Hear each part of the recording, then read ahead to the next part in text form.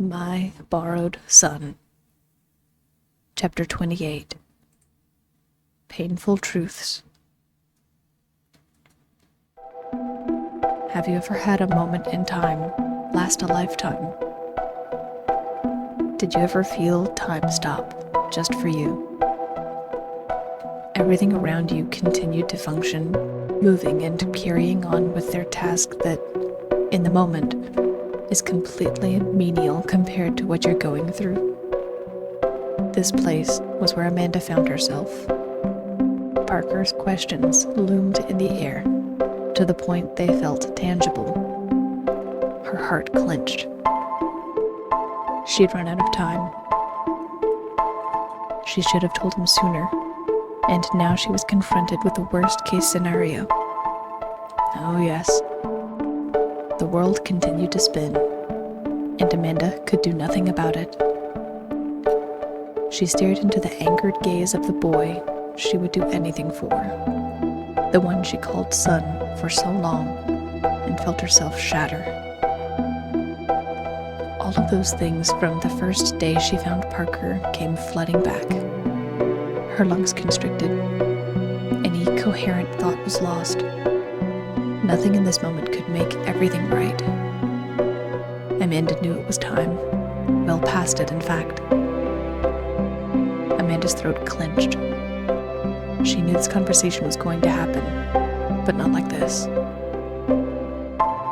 She looked into Parker's soft brown eyes and saw he was clinging onto the last threads of hope. It was part of that desperation she saw earlier, and she had no lifeline to give him. Well? Parker's voice cracked as tears welled up in his eyes. He looked to be on the verge of collapse. Amanda bit back her own emotions as they constricted her throat. A bottomless void opened in Amanda's heart. Parker, you are my son. I've always been your mom, said Amanda. Parker couldn't believe what he was hearing. Was she serious, or was she lying? The tether he thought he was receiving was just within grasp. Maybe this was all just a bad dream. Her next words shattered him. But I'm not your only mom. Some beautiful, wonderful woman gave birth to you. Amanda's cheeks were etched with tears at this point. With the last bit of her strength, she choked out, I love you, Parker, as if you came from me. But you're right. You are not mine.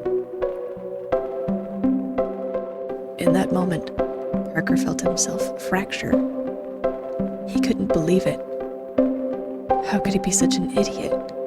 Holding out hope for something he knew was a lie was crushing him from the inside out, but not as much as the thought that the person who raised him, who professed to love him, could feed him the lie that she was his mother. Parker fell to his knees, giving into the shuddering force that he had been desperately fighting this whole time. His insides lurched, and the last spurt of bile that had been building in the back of his throat erupted out of him. His hands instinctually reached up to the tattered cloak that was around his shoulders, and he pulled at the edges of it. It felt nice for whatever reason, for his fingers to grasp at something. The rough fabric was grounding. It reminded Parker that this was real, that he was real. He rubbed his lips clean with the back of his hand, but stayed focused on a small seam in the floor that came in and out of focus during every other blink. Parker felt the acid burning in his throat, but it was far from making everything all right. There were too many thoughts bouncing around the teen's head. Everything hurt. Nothing felt real. If Parker didn't know better, he would have thought he was going into some kind of shock. He wanted to crawl away and hide, but something else kept him rooted to the spot, and that was the desire to know more. Who was he? How much did his so-called mom know? Amanda, on the other hand, watched helplessly as Parker fell to his knees and vomited onto the ground before wrapping himself tighter in the odd cloth piece he found. She crouched onto her hands and knees, desperate to reach out and comfort Parker, while also terrified to make the wrong move in this moment. Her entire world was in the balance, and there was practically nothing she could do. It was like watching a mirror spiderweb into crack after crack, until the perfect image was split beyond recognition. Amanda doubled over and sucked in a breath as she tried to gather some semblance of thought. The urge to say something, anything, overcame the panicking mom. Parker, please listen to me, sweetheart. I never meant to hurt you. I never wanted any of this to happen. Every word was barely forced out of her. Parker didn't even register that he heard her. He simply stayed there, kneeling on the ground in a crumpled heap. It was a punch to the gut, but Amanda forced herself to continue.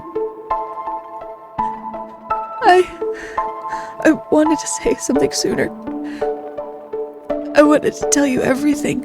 It just never felt like the right time. I wanted to tell you once we moved here, but I was too late. Amanda was practically sobbing out each word now. Parker's lack of response was so uncharacteristic that she feared she was beyond the point of reaching him. Please, Parker. I'll answer any question you have. I swear. I'll tell you everything. Just talk to me. Amanda's dread was starting to completely cripple her when she saw Parker blink slowly and look up at her. The look in his eyes was the same as before. There was obvious hurt and pain, both of which Amanda knew she directly caused. There was also an anger that, like a science fair volcano, was bubbling up and ready to erupt at any moment. Convenient that you were going to say something after the move, Parker muttered. That bubbling frustration was manifesting itself and making him feel emboldened to ask the tough questions. Parker! No! Just stop! Choked out Parker. Immediately, Amanda pinched her lips shut as she looked down at him. It felt condescending. It made him feel small. It was something he wasn't used to, and he hated it. Parker swallowed once again, the rawness in his throat feeling like sandpaper. His mind was drawing a blank. He wanted to know everything, but the last thing he wanted to do was talk to the person who was angering him. How could she lie to him like this for so long? Questions began manifesting in his head, and he began putting together what was most important for him to ask. Honestly, there was too much going on. What was most important in his mind was hearing how it actually happened. It was then that something occurred to him. It wasn't even that amusing, but he found himself scoffing disbelievingly at how the events paralleled. You both said the same thing. That it never felt like the right time, mumbled Parker, as he kept shaking his head back and forth. It was like he could shake himself awake, or clear away the feelings in his head if he shook them away. Sadly, the sensation was more like a snow globe. The more he shook, the more everything seemed to swirl and kick up more thoughts. Who? Amanda dared to ask as she looked at her son. When met with his scoff again, Amanda prompted him again. Parker, who said that? Didn't you talk to someone else? Parker glared at his mom, pausing, his head shaking only now, and ground his teeth together. Yes, I did. And they were a lot more helpful than you. They? Yes. Kurz and the others. They! There are others like me! Shouted Parker. The force of his voice, despite his size, made Amanda flinch away. And, unlike you, they told me everything. They told me what I was, who I was, and explained everything I've had questions about for years. My balance and my senses. You know what they told me? You wanna guess? They thought I was captured. They thought I was your pet. And I'm starting to think they were right. Amanda's heart clenched. She wanted to run and hide. This was truly a misery of her making, and it was worse than she could have imagined. It made her question every decision she had made with Parker. But she wasn't going to back away. She couldn't. Parker needed her, despite his anger. She had to believe that. Parker, You what? You didn't want to tell me? You didn't know? You didn't know, so you decided to lie instead of just telling me you didn't know? What happened? How did you get me? Where did I come from? Did you know my real parents? Demanded Parker. He pushed himself to his feet boldly. His heart was hammering a hole directly through his ribs. Amanda felt gutted. Hearing the term real parents made her feel sick. Parker was asking every hard question all at once, and it was obvious he was losing patience with her. She didn't know the answers, and it was apparent based on her stunned silence. After those few seconds, Parker had enough. It was his right to know. His hyperventilation intensified, and finally, the bubbling volcano erupted inside of him. Tell me! The desperation in his voice snapped Amanda out of her stunned trance. And, finally, her thoughts came back to her. Tears dripping down her cheeks, she found the words from that first day she found Parker. Parker, I found you. Amanda swallowed dryly and nodded a few times, as if the motion would help force the words out. You were hiding under a bench in the park, where I used to take you, back in our apartment. I had just gotten divorced from my husband, and was completely lost.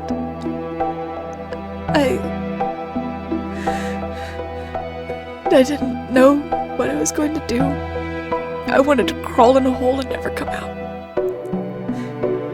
And then I heard you. I couldn't believe it. You were so small and so young. I didn't think you were real. I thought you might have just been some kind of stress dream or hallucination. But then it got dark out. I couldn't just leave you out there, Parker. You looked sick. You hadn't eaten. I wouldn't leave you. So I held up my hand and told you that you were safe.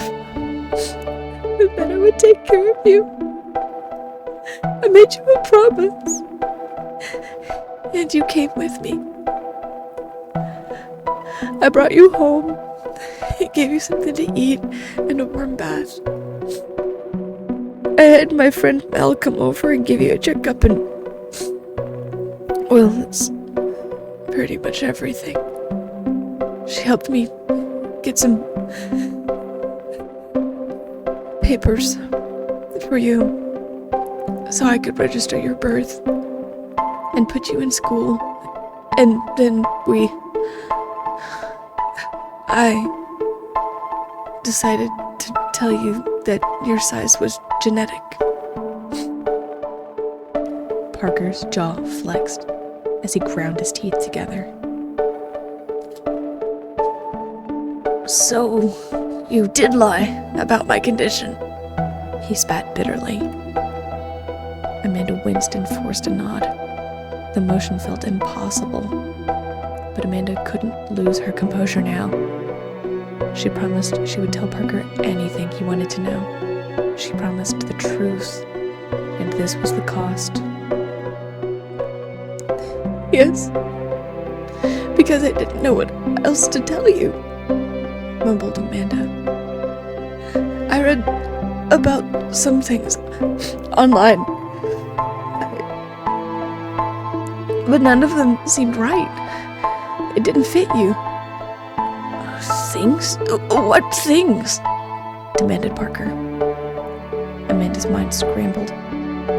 She hadn't thought about these things in years, and being put on the spot wasn't helping. Things.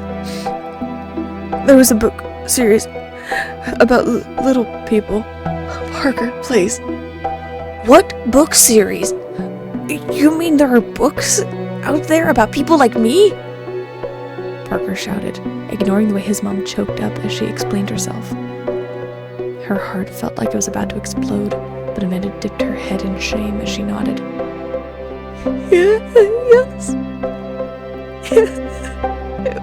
It's about littles. They have masked tails and call us human beings and live in the walls with improvised tools, explained Amanda. Parker felt confused. He'd dared to look up little people before on his computer, but nothing really came up. It had been a long time ago when he first got his computer, and the subject never really interested him anyway. He thought he had the answers after all. But why couldn't I Then Parker thought of something, which only made him more infuriated. There was something that would keep him from searching it, and now he knew his mom was devious enough to do it. Did you block my searches on my computer? Did you keep me from finding out? The look on his mom's face told him everything he needed to know. Parker clenched his fists as he heaved in breath after breath. You did! He roared. Parker, please. I did add a few block searches at first. I just what? Demanded Parker. I just wanted to protect you. I didn't think you were ready for that information yet, and didn't want you to find out by yourself. I wanted you to come and talk to me if you had questions. Please, Parker. You have to believe me.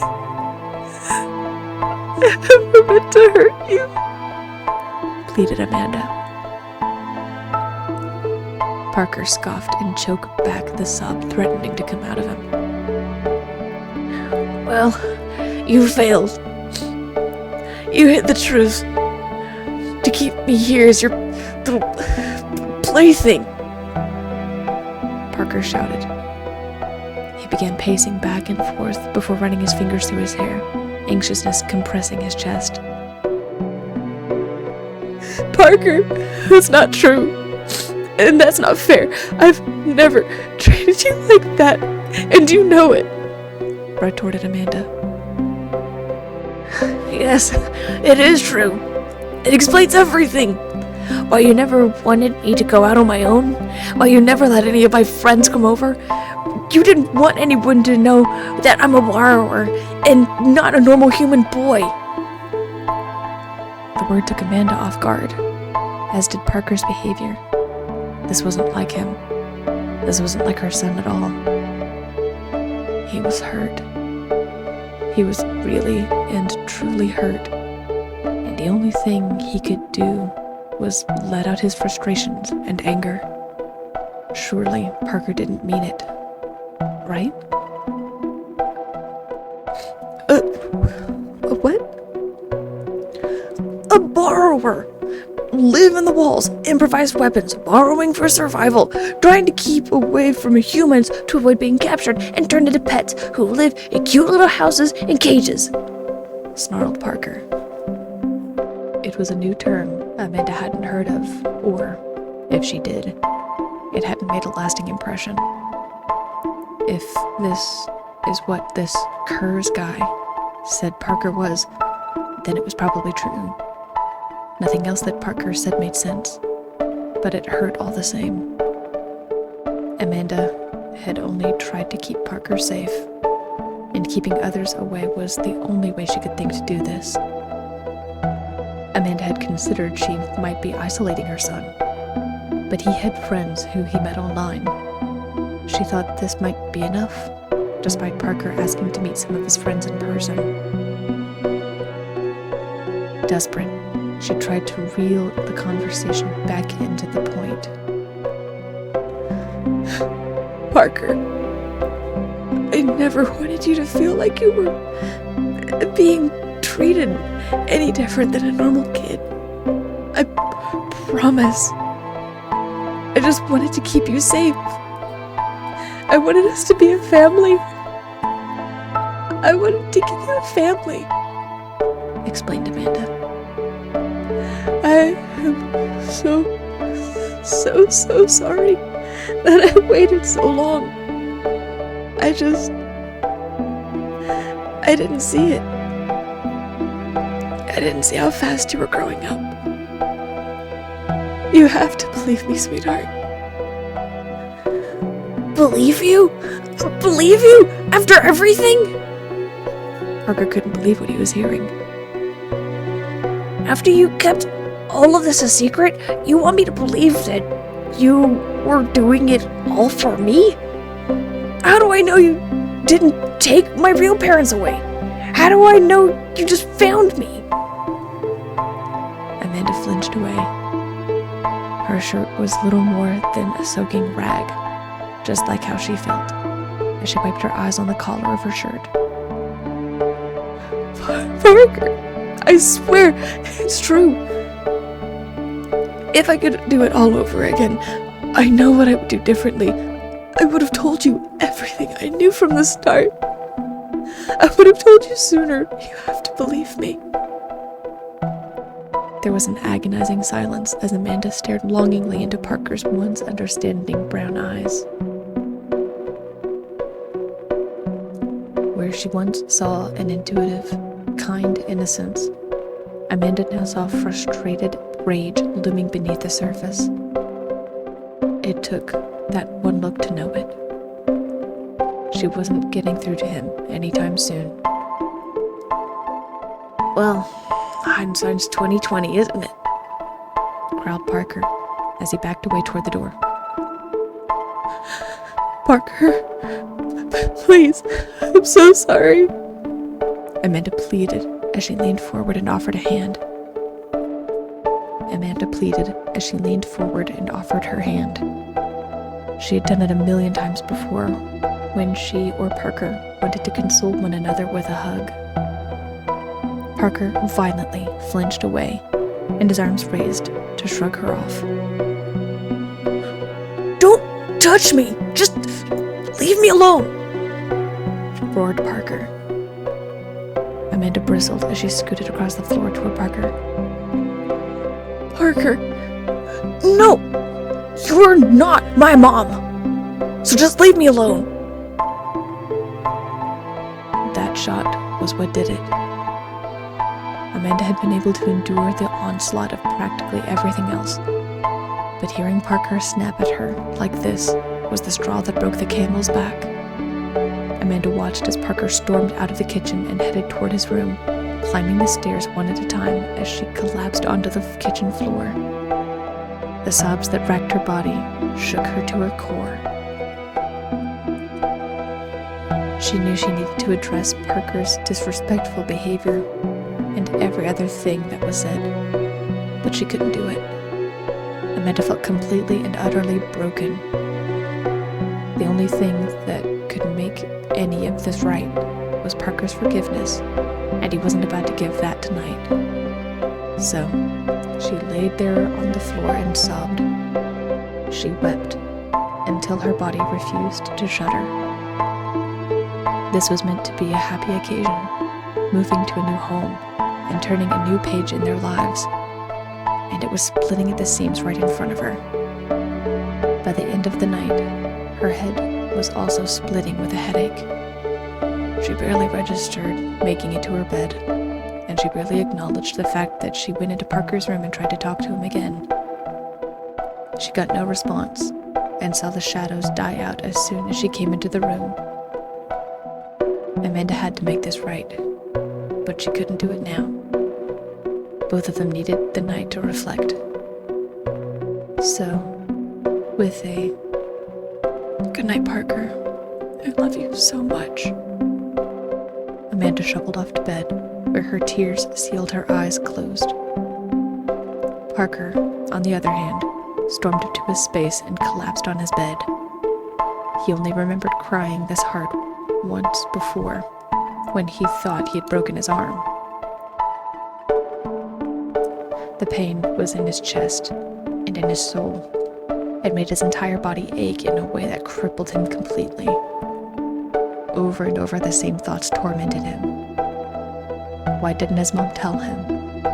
Where were his real parents? Didn't his mom trust him? After all of this time, didn't he deserve the truth? She hid it. She hid the truth from him, on purpose. The more he thought about it, the more he felt himself festering over everything. At one point, he heard his mom come in and tell him goodnight, but he didn't reciprocate. He couldn't stand to talk to her, let alone look at her. The young teen wasn't sure how long he lay there on his bed, mulling things over and over again.